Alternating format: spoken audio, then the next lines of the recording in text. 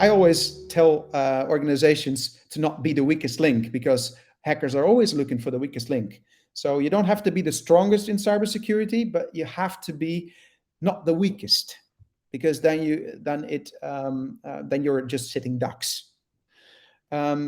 For organizations, that means that they have to really consider the risks that cybersecurity.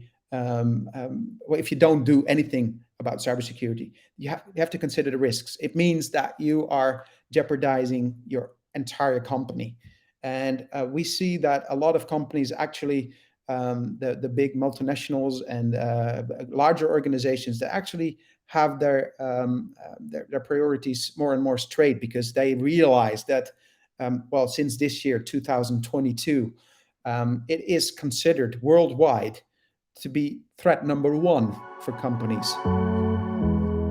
You don't necessarily have to be the best in class, but don't be the weakest link, because the attackers usually go for the weakest link in the chain. I would turn it over to economy. So it's simple based of ROI, right? Return on investment. So if it's easy for me as a threat actor to attack 10 companies rather than one very big organization where I have to spend more of my time doing it, I will simply go for the 10 smaller ones. So it's just a question about, you need to look at the bigger picture and understand that it's business.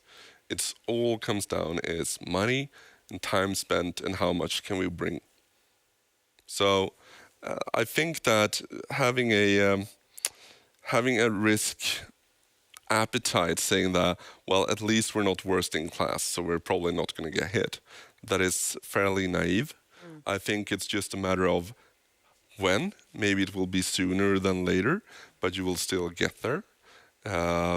So I think that it's better to actually understand your unique risks and threats. So that is what you actually adhere to and build resilience against.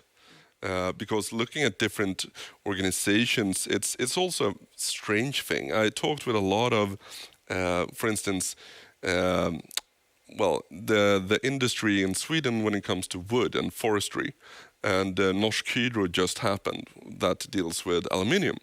And the forest industry in Sweden said, no, we're not worried because we don't work with aluminium.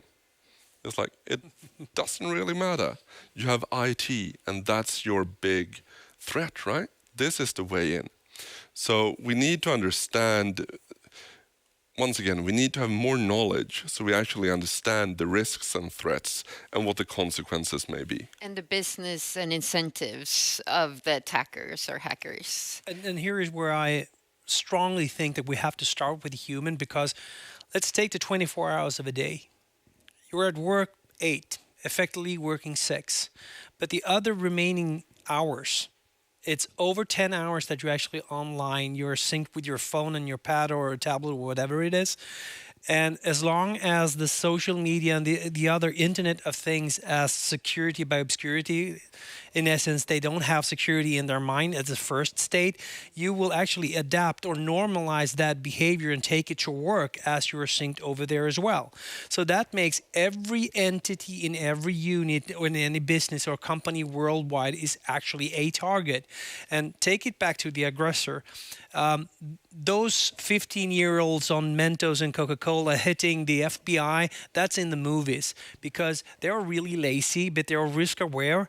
If they are attacking like 100 of those people that has the culture and the security culture from Facebook or whatever it is, they will actually be a more softer, easy target for the aggressor.